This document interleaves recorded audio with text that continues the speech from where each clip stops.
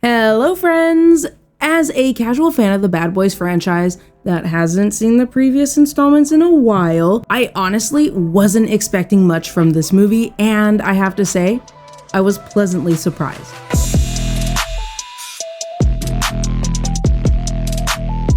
Hey there movie lovers, welcome back. It's your movie buddy here, ready to dive into one of the movies on my shortening list of movies that I need to catch up on.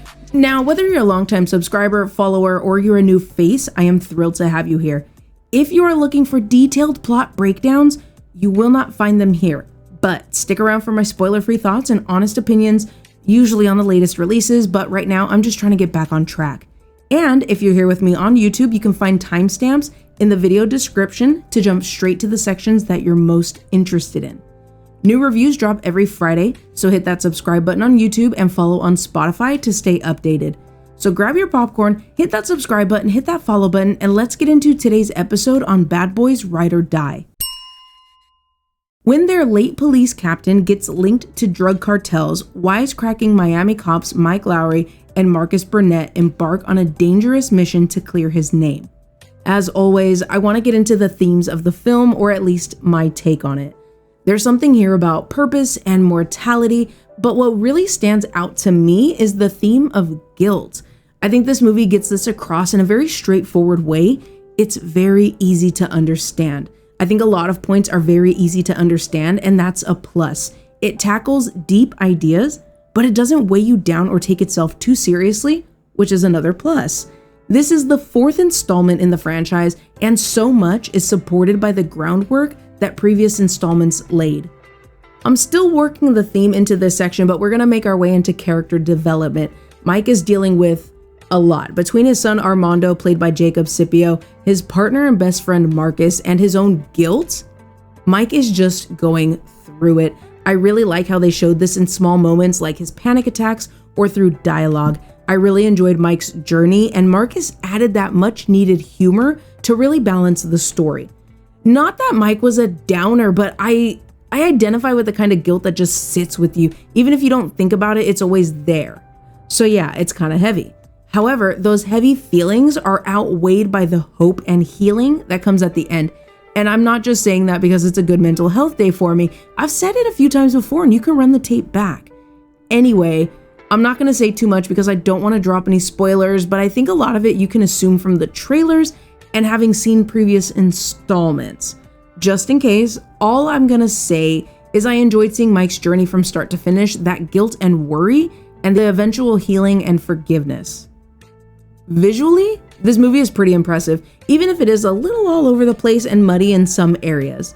Overall, the movie is really eye-catching throughout. I really like the first-person point of view during some of the gunfight sequences. It definitely felt like a video game, and it was different, which felt fresh and exciting. I really love Fletcher's Gallery and the amusement park that was used for the final showdown. These locations really stood out to me, and the action sequences that brought these places to life are unique and engaging. Touching back on the camera angles, the movie does a lot that's different. While I enjoyed the first-person point of view and the security footage, the watch POV, and I mean an actual wristwatch, that was a little eh. Finally, the CGI, it's fine, but let's be real, we're not watching this movie for incredible CGI. Instead, the movie does deliver on some practical moments like some elements of the fight sequences, which is always impressive. Moving on to the acting, overall the entire cast lend to the believability of the film, and no one takes you out with a bad performance. I want to talk about Martin Lawrence as Marcus Burnett because he is hilarious in this movie. His performance feels authentic, and the comedy really does come across as effortless. There's a charm in addition to the humor that lightens the drama and highlights the tense action. Lawrence is reunited with Will Smith as Mike Lowrey, and their chemistry is fantastic. It really feels like no time has passed since the last film. Their chemistry is palpable, from the comedic banter to the nuance in their nonverbal communication. Together, they deliver an engaging blend of action, humor, and heart that really holds your attention from start to finish. I also really love the supporting cast, specifically their families. There's a lot of chemistry, warmth, and humor in these scenes as well. I also really like Dennis Green, who is also credited as Dennis McDonald, as Reggie. He really stands out in the movie. He definitely delivers that seemingly low energy, flat but structured character. Then he gets one of the standout scenes in the entire movie, and he absolutely delivers. The moment is more action and kinetic, but it does give Reggie a chance to shine. I know this episode has been shorter than usual so far, and we covered less than usual, but I know you're still wondering, is this movie worth your time? Yes, this movie is worth your time. Now, before you start typing about how wrong I am, hear me out. You know I'm good for seeing as many sides as I can and learning and understanding different perspectives, okay? Bad Boys Ride or Die is a good popcorn flick that you can just put on and have a good time watching. Full transparency, I skipped the comparison section this time around, and that's because while I've seen the whole franchise, it has been a long time, and the last movie that was released in 2020, I saw it once and I totally forgot about it. So before seeing Ride or Die, I found a YouTube video that I will link in the description where Recap and Chill went over the entire franchise, which was a huge help to me because there was a lot between 2003's Bad Boys 2 and 2020's Bad Boys for Life that I did not remember at all. That said, the storyline is touching and compelling. You get pulled in immediately with that excellent banter and strong chemistry. Ride or Die really balances intense action with heartfelt moments that make this movie really stand out. Of course, every movie has its pros and cons, and naturally, people like what they like. This is where we get into criticism, but there honestly wasn't much. And what I was able to find was about race, which is weird, and about Will Smith's Oscar slap, which is totally understandable. But because I couldn't really sift through all of the same critique for very long, I decided I'm just going to talk about my own issues with the movie and share my thoughts. The camera work was weird at times. Like I said earlier, I did like the first person POV, the elevator scene was pretty cool, and the security camera angles as well. However, some of the angles were weird and they kind of took me out of the movie, like the wristwatch POV that I mentioned earlier. I think all of the camera angles were different and interesting, and even if I thought some were bad, I still appreciate that the movie was trying something unique. Moving on from the camera angles, let's talk about the pacing. The first act felt rushed, the pacing felt fast, and the camera work also felt fast, so I felt like overall, it was rushed. To be honest, I didn't really click with the first act, but once things started to pick up, the movie got really good. I'm not gonna say I wasn't clicking with the beginning because nothing happened. So much happened. We get that groundwork, the relationship between Mike and Marcus and their families. We also get a moment that impacts Marcus for the entirety of the film. We get banter, we get humor, and we get tone. There was just something in the first act that just didn't gel with me. I rewatched the movie at home and I still feel like the beginning drags its feet a little bit, but it is still fun and entertaining. Next up, I feel like the movie was extremely predictable. I'm talking first 30 minutes, I got the whole plot. Predictable. I think if you don't try at all to put the pieces together ahead of time, then you might not have the same issue. That said, this definitely is a movie where I was still able to have fun and be entertained despite figuring out the plot. Speaking of the plot, I actually did find one comment online that talked about Marcus's subplot. They said it felt unnecessary and overdramatic, but that there was a lot of comedy that came from this. I can definitely see where they're coming from. It was over the top. Honestly, I remember being in the theater thinking that it was getting a little goofy at times. However, like this person said, this subplot brought out so much humor, and I was actually laughing out loud in the theater several times just because of Marcus's subplot. Finally, I mentioned it in my Furiosa episode that I don't like when movies add footage from previous installments to, like, I don't know, remind the audience of what happened. Unless it's impactful to the story, character, or a moment, I just don't like it. However, I think for the most part it actually worked in this movie and I didn't mind it too much. I also, again, didn't rewatch the previous 3 films, so I didn't feel like I was being reminded by the movie of something I had just seen. What did bother me was when the movie flashed back on itself. It seemed unnecessary, and that's probably one of the things that bothered me, that I can't just see the other side of it. I understand the significance and I think it's impactful without being explicitly shown. Maybe that's just me. Now, before I start rambling, I did mention the Oscar slap earlier, and I'm not going to get into it. I am here to just talk about movies, but I think if that really really bothers you, which again, is totally understandable, then definitely skip this movie.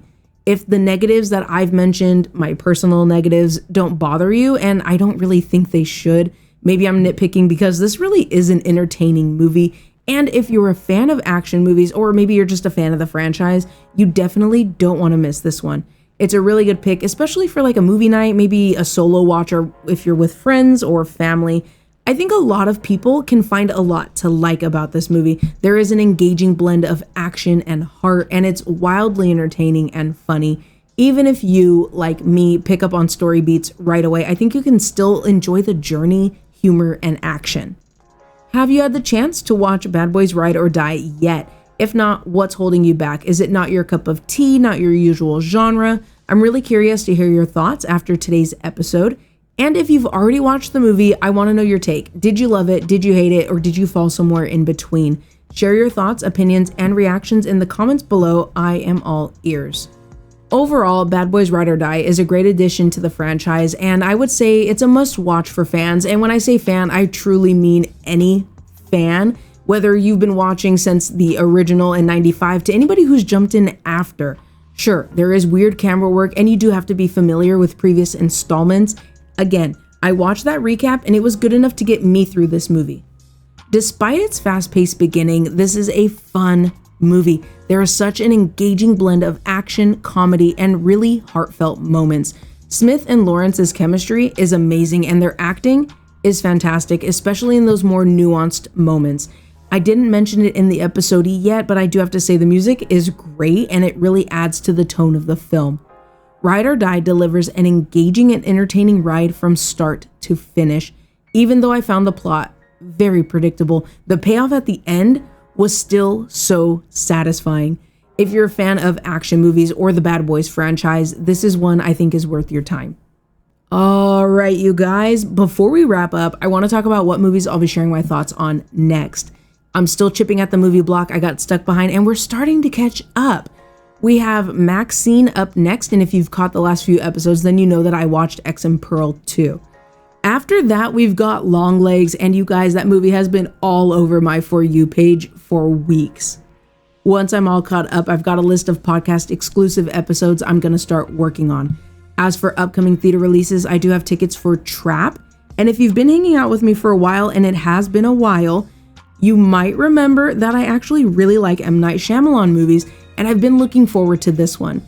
The last movie I have tickets for is Alien Romulus, which I have such high hopes for. It looks so good.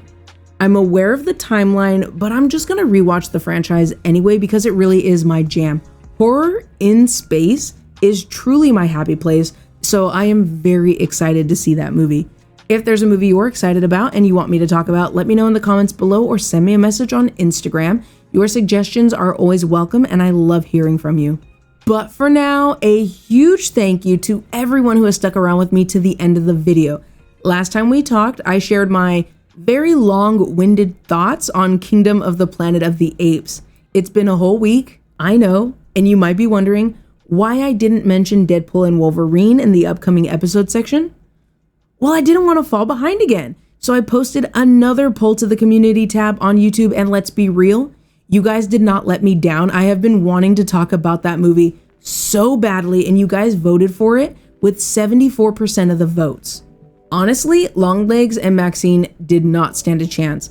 If you haven't checked out one or both of those episodes yet, they are just a click away. If you're watching today's episode on YouTube, you can find the links to both in the top right corner. And for my podcast listeners, both of those episodes are available for you as well. Your feedback is always appreciated, so please share your thoughts on YouTube in the comments below. And if you're listening on the Spotify app, they added a comment section, you guys, so let me know what you're thinking. Did you agree with my take? Do you have a different opinion? Did you think Bad Boys Ride or Die missed the mark? Are you wondering why they're still making these movies? Is this the best movie in the franchise? I don't think so, I'm just asking. Let's get the conversation going. If you're enjoying the content, don't forget to hit the like button, subscribe to the channel, and ring that notification bell so you never miss an episode. For those who prefer on-the-go listening, maybe while you're getting ready for your day, while you're at work, follow me on Spotify so you don't miss out on our podcast exclusive episodes, which I promise they are on their way. And hey, If you're on Instagram, follow me at a.rocket.review for sneak peeks and behind the scenes content. And honestly, that's really just me going to the theater and watching movies at home. Feel free to hop into my DMs with movie suggestions or to just chat about films. Your support honestly means so much to me, and your engagement really helps our community grow.